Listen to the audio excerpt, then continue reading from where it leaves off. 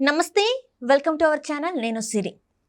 చాలా మంది యువత ఏంటంటే బాగా డబ్బులు సంపాదిస్తూ ఉంటే వాళ్ళు ఇదేదో అంటే బిజినెస్‌లో పెట్టి లాస్ అవ్వడం జరుగుతుంది. అయితే కొంతమంది మాత్రం ఆలోచిస్తూ ఉంటారు. రియల్ ఎస్టేట్ రంగంలో డబ్బులు ఇన్వెస్ట్ చేస్తే అందులో లాభం వస్తుందా? నష్టం వస్తుందా? అసలు ఏంటి వాళ్ళొక కన్‌ఫ్యూజన్ స్టేట్‌లో ఉన్నారు కదా! సో, ఇలాంటి డౌట్స్ అన్నీ మనకి నివృత్తి చేయడానికి మనతో పాటు ఉన్నారు ప్రముఖ realtor oxygen founder and CEO doctor Nandi Rameshwar Rao గారు.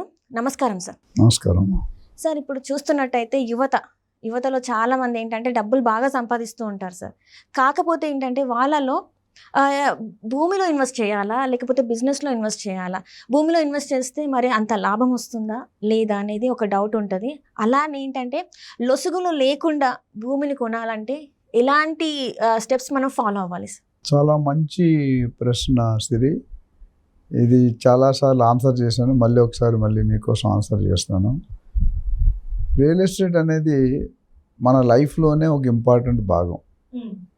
ఎందుకంటే నేను చాలా ఎపిసోడ్లో చెప్పాను, మళ్ళీ చెప్తాను. నాకు ఇష్టమైన స్టేట్మెంట్ రోటీ కపడా మకాన్లో ఒక భాగం. అంటే తిండి, బట్ట, గూడు. అది తెలుగు సరిగ్గా రాదు కానీ అంతే సార్, మీరు చెప్పింది కరెక్ట్. సో అందులో ఒక భాగం అయినందుకు మనం ఇది లేకుండా బతకలేం. కానీ కొంతమంది టైం స్పెండ్ చేయక తొందరపాటులో తప్పులు చేసి తర్వాత చేతులు కాలేక ఆకులు పట్టుకుంటారు. అది కరెక్ట్ కాదు. మీరు ఎప్పుడైనా రియల్ ఎస్టేట్లో ఇన్వెస్ట్ చేయాలనుకుంటే ఇక్కడ నేను కొన్ని సమస్యలు ఎలా చూస్తానంటే, నాకు వచ్చే రోజుకు 10-15 కాల్స్ వస్తాయి ఆల్ ఓవర్ వరల్డ్ నుండి.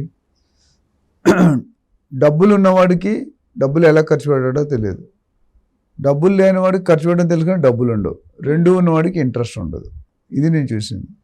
సో మనకి ఏం కావాలి? నేను కెరియర్లో ట్రైనింగ్ ఇచ్చినట్టు చెప్తాను, రోల్ క్లారిటీ, గోల్ క్లారిటీ ఉండాలి. లైఫ్లో ఎవరికైనా పైకి రావాలి అనుకుంటే, డబ్బు సంపాదించాలి, లైఫ్ స్టైల్ కావాలంటే వాడికి ఒక క్లారిటీ ఉండాలి. నేనంటే ఏంటి, నా కెపాసిటీ ఏంటి, నా లిమిటేషన్స్ ఏంటి తెలుసుకుంటే మనకి ఇష్టం లేని ఫీల్డ్లో ఎంతకాలం చేసి. నా దగ్గర ఒక అబ్బాయి ఉన్నాడు, రియల్ ఎస్టేట్ ఏజెంట్గా చేస్తాడు, ఎంబీబీఎస్ చదువుకున్నాడు, డాక్టర్ చదువుకొని అది రిజైన్ చేసి డాక్టర్ జాబ్ రియల్ ఎస్టేట్కి వచ్చాడు. ఎందుకు అలా చేస్తాడు? అది మా అమ్మ నాన్న కోసం చదివాను, నాకు ఇంట్రెస్ట్ రియల్ ఎస్టేట్ అన్నాడు. అంటే చాలా అంటే ఎంబీబీఎస్ చదవడం అంటే చాలా అందరు దైవంతో సమానం అంటారు, డాక్టర్ అంటే దేవుడు అంటారు. ఇంట్రెస్ట్ లేదు, అమ్మ నాన్న కోసం సాటిస్ఫాక్షన్, అమ్మ నాన్నకి కాదనకూడదని చేశాడు. సో నేను అది ఎందుకు చెప్తున్నానంటే, ఫస్ట్ మనం ఒక ప్రాపర్టీ కొనుక్కోవాలంటే మనకి దేని గురించి కావాలి, ఏ ఏరియాలో కావాలి, ఎంత బడ్జెట్ ఉంది, మనకి ఎంత లోన్ వస్తుంది, ఇవన్నీ తెలుసుకోవాలి. చాలామంది అది క్లారిటీ లేకుండా వచ్చేస్తుంటారు, దానివల్ల ఇబ్బంది పడతారు. సో ఒకసారి నేను ప్రైమరీలీగా సజెస్ట్ చేసేది ఏంటంటే, మీరు ఏదైనా ఇల్లు కానీ ప్రాపర్టీ కానీ ప్లాట్ కానీ కొనుక్కోవాలనుకుంటే, if you are a first time buyer, ఒకసారి కానీ సెకండ్ టైం కొనుక్కుంటే ఒక ప్రొఫెషనల్ ఏజెంట్ని అపాయింట్ చేసుకోండి. ఒక మార్కెట్లో రియల్టర్స్ అంటారు, అడ్వైజర్స్ అంటారు, కన్సల్టెంట్ అంటారు, బ్రోకర్స్ అంటారు, ఏజెంట్స్ అంటారు. ఏదైనా చేసే పని ఒకటే, కొద్ది తేడా ఉంటుంది. సో వీళ్ళని అప్రోచ్ అవ్వండి, సంప్రదించండి. 3-4 ఏజెంట్స్ మాట్లాడి ఒక ప్రొఫెషనల్ ఏజెంట్ని అపాయింట్ చేసుకోండి. ఫస్ట్ మీరు లొసుగులు అక్కడే పోతాయి సగం. ఎందుకంటే ఆయనకి అవగాహన ఉంటుంది ఆ ఏరియాలో, ఏ ప్రాజెక్ట్ మంచిది, ఏ ప్రాజెక్ట్ మంచిది కాదు, ఏ లొకేషన్ మంచి గైడ్ చేస్తారు. మనం ఎందుకు అపాయింట్ చేసుకుంటే వాడికి 1-2% డబ్బులు ఇవ్వాలి కదా అని అపాయింట్ చేసుకోం. బట్ నేను అనేది ఏంటంటే, మీరు 1-2% చూస్తే 98% దెబ్బతినేస్తుంది. అంటే ఇప్పుడు ఇక్కడ చాలా మంది వచ్చారు కదా సార్, ఎవరిని నమ్మాలి ఎవరిని నమ్మొద్దు అనేది కూడా కొంచెం వీళ్ళకి భయంగా ఉంటుంది కదా. సో అప్పుడు ఎలా తెలుసుకోవాలి సార్? మరి నిజం నిప్పు లాంటిది. మీరు ఇప్పుడు మీ దగ్గర యాంకర్సే 4-5 ఉన్నారు, ప్రతి యాంకర్ ఒకటేనా? ఏ యాంకర్కి ఉన్న స్ట్రెంగ్త్, స్కిల్. కొంతమంది అందంగా ఉంటారు, కొంతమంది వాయిస్ బాగుంటుంది, కొంతమంది పర్సనాలిటీ బాగుంటుంది, కొంతమంది సబ్జెక్ట్ బాగుంటుంది. ఇప్పుడు అందరూ బతుకుతున్నారుగా. ఎవరు మీరు మీ 5 యాంకర్లు 5 ఈక్వల్ కాదు. ఇందులో నీ స్ట్రెంగ్త్ నీకునే, వాళ్ళ స్ట్రెంగ్త్ వాళ్ళకునే. ఇక్కడ కూడా ఏజెంట్స్ మీరు అపాయింట్, మీరు చెప్పేది 100% కరెక్ట్. ఒక 20-30 years బ్యాక్ పోతే ఇది సెటిల్మెంట్ దాన్ని రియల్ ఎస్టేట్ సెటిల్మెంట్. బట్టలు వేసుకొని, గోల్డ్ చైన్ వేసుకొని, కేజీ గోల్డ్ ఉంటుంది వాళ్ళలో, వాడు వచ్చి నేను లేపేస్తాను అంటాడు. అది సెటిల్మెంట్లు. అది రియల్ ఎస్టేట్ అనుకునేవాళ్ళు, కానీ అది సెటిల్మెంట్. రియల్ ఎస్టేట్ వేరు, సెటిల్మెంట్ వేరు. ఇప్పుడు ఆ స్థితిలో చాలా వరకు మారిపోయాయి. అంత గూండాయిజం, అంత గరోడిజం అంత ఉన్నాయి, లేవంటలేదు, బట్ 90% డిసపియర్డ్.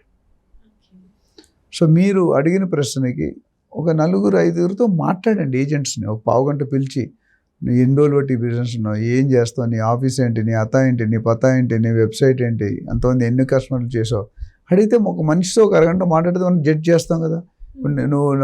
నువ్వు కూడా చాలామంది మీరు గెస్ట్ స్పీకర్స్తో చేశారు పొలిటికల్గా, ఫస్ట్ టైం రియల్ ఎస్టేట్ చేస్తున్నారు. నాతో నన్ను చూసాక ఒక అభిప్రాయం ఉంటుంది, నాతో మాట్లాడిన తర్వాత ఒక అభిప్రాయం. ఈ ఎపిసోడ్ అయిపోయారు నీ అభిప్రాయం మారిపోతూ ఉంటుంది. అయితే పాజిటివ్ సైడ్ వెళ్తుంది, అయితే నెగిటివ్ సైడ్ వెళ్తుంది. సార్తో కూర్చుంటే 10 ఎపిసోడ్లు చేయమంటాడు, ఎవరు టెన్షన్ అనుకుంటాడు. లేదు సార్తో కూర్చుంటే మంచి నాలెడ్జ్ వచ్చింది. అదేవిధంగా మన ఏజెంట్స్ 3-4 మాట్లాడుకుంటే వాళ్ళు మనకు క్లారిటీ వస్తుంది. ఇటు ఏ గ్రేడ్, ఇటు బి గ్రేడ్, ఇటు సి గ్రేడ్ అంటాం లేదా. అలాంటి వాటిల్లో మీకు కావాల్సిన ఇప్పుడు గచ్చిబౌలిలో మీరు కొనుక్కుంటున్నారు. మీరు ఉప్పల్లో చేసేవాడిని పెట్టుకోకూడదు. ఉప్పల్లో చేసేవాడు గచ్చిబౌలిలో చేయలేడు. ఎందుకంటే ఉప్పల్ మాస్ వేరు, ఉప్పల్ క్లయింట్ వేరు, ఉప్పల్లో ఉన్న రేట్స్ వేరు, ఉప్పల్లో ఉన్న ప్రాజెక్ట్స్ వేరు.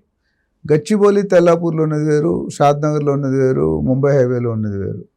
సో పిండి కొలిది రొట్టి మీకు ఎవరు సరిపోతారు. ఇప్పుడు మన ఇది రియల్ ఎస్టేట్ని నేను ఒక పెళ్లి సంబంధం పోల్స్తాను. రియల్ ఎస్టేట్లో ఏం మాట్లాడతాం, ఫస్ట్ ప్రాపర్టీని చూస్తాం, పెళ్ళిలో ఏం చూస్తాం, అమ్మాయినో అబ్బాయినో చూస్తాం. ఇక్కడ కట్నం మాట్లాడతాం, అక్కడ రేటు మాట్లాడతాం, ఇక్కడ సారీ మాట్లాడతాం, అక్కడ ఎమ్యూనిటీస్ మాట్లాడతాం, ఇక్కడ కార్ పార్కింగ్ మాట్లాడతాం, అక్కడ వెహికల్ గురించి మాట్లాడతాం. అవునా కదా. సో ఒక ఇల్లు కట్టి చూడు, పెళ్లి చేసి చూడు, అదే ఎగ్జాక్ట్లీ నేను రెండింటిని లింక్ చేస్తాను. ఇది కరెక్ట్, అదే జరుగుతుంది. అక్కడ బయ్యర్ సెల్లర్ మాట్లాడితే అమ్మాయి అబ్బాయి గురించి, మిగతా అన్ని సేమ్ టు సేమ్. సో అట్లనే ఇప్పుడు ఈ డాక్యుమెంట్స్ అంటే నేను ఇందాక అడిగిన ప్రశ్న ఏంటంటే లొసుగులు లేకుండా అంటే డాక్యుమెంట్స్ పరంగా కానీ ఇవన్నీ ఎలా చూసుకోవాలి సార్. ఇప్పుడు అదే ఒకవేళ అది 3-4 మెంబర్స్ చేతులు మారిందే అనుకోండి ఆ ప్లేస్, ఆ డాక్యుమెంట్స్ని మనం కరెక్ట్గా ఎట్లా అది ఒరిజినల్ అని ఎలా తెలుసుకోవాలి సార్ మనం. ఇందులో తెలుగులో ఒక సామెత ఉందమ్మా, యాక్టర్ పని యాక్టరే చేయాలి, డాక్టర్ పని డాక్టరే చేయాలి. యాక్టర్ వెళ్ళి నీకు ఆపరేషన్ చేస్తే నీ పరిస్థితి ఏంటనేది ఎవడు చెప్పలేడు, ఉండొచ్చు పోవచ్చు, క్లియర్. అదే డాక్టర్ చేస్తే ఖచ్చితంగా బతికే ఛాన్సెస్ ఎక్కువ ఉన్నాయి.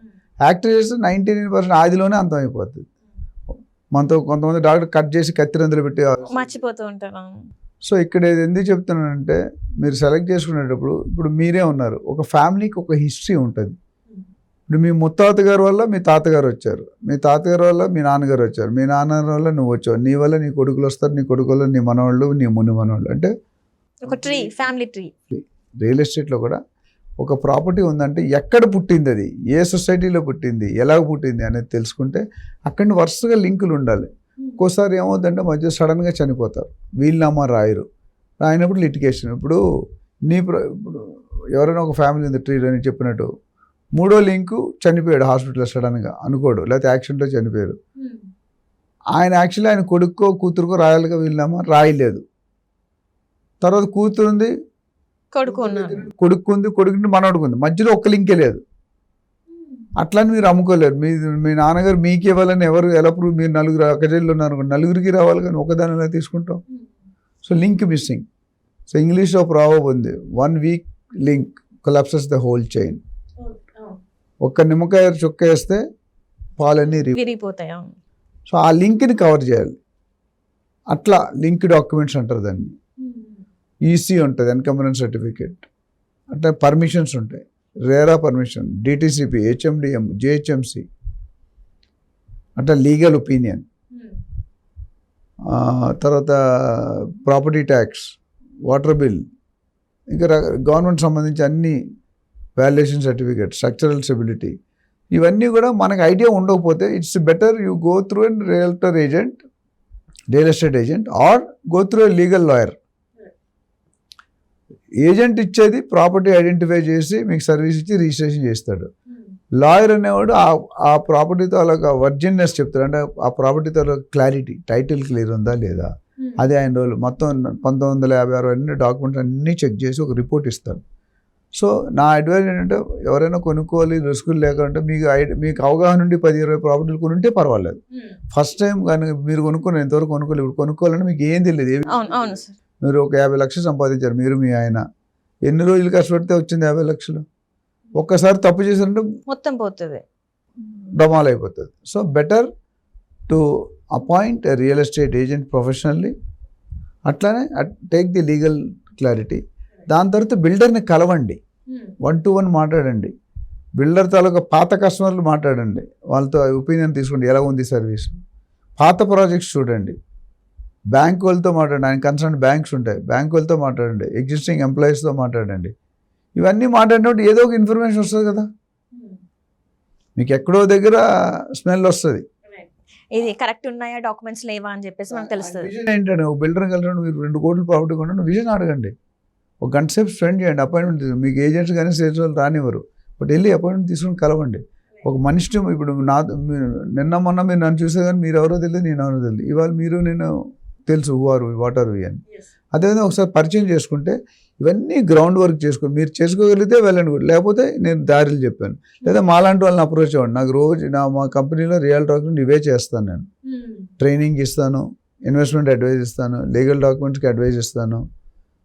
నేను చేయను లీగల్ డాక్యుమెంట్, నా దగ్గర ప్యానెల్ లాయర్స్ ఉంటారు, లాయర్కి అప్పు చెప్తే వాళ్ళు చార్జ్ తీసుకొని మంచి రిపోర్ట్ ఇస్తారు, కొనొచ్చా కొనకూడదా, దాన్ని బట్టి ముందుకెళ్ళండి. సో ఇవన్నీ చూసుకుంటే కనుక డెఫినెట్గా బిల్డర్ బ్యాక్గ్రౌండ్ చూసుకోవాలి, ప్రాజెక్ట్ బ్యాక్గ్రౌండ్ చూసుకోవాలి, లొకేషన్ బ్యాక్గ్రౌండ్ చూసుకోవాలి, టైటిల్ క్లియర్ చూసుకోవాలి, ప్రతిదీ compulsory. Right sir, right. Thank you so much sir. Thank you. So చూసారు కదండి ఈరోజు ఇంటర్వ్యూ. అంటే లొసుగులు లేకుండా అంటే అది ప్లేస్ని తీసుకోవాలి అంటే ఎలాంటి డాక్యుమెంట్స్ ఉండాలి, ఏవేవి చేయాలి, మీరు ఫస్ట్ టైం కొంటున్నట్టయితే ఎలాంటివి ఉండాలి వాటిలో, ఆ పేపర్స్లో, ఆ డాక్యుమెంట్స్లో అనేది మనకి సార్ చాలా వివరంగా మనకి వివరించారు. కాబట్టి సో మీరు ఒకవేళ కొనాలనుకుంటే ఈ ఇంటర్వ్యూ చూస్తే మీకు అన్ని వివరంగా అర్థమవుతాయి. Thank you so much.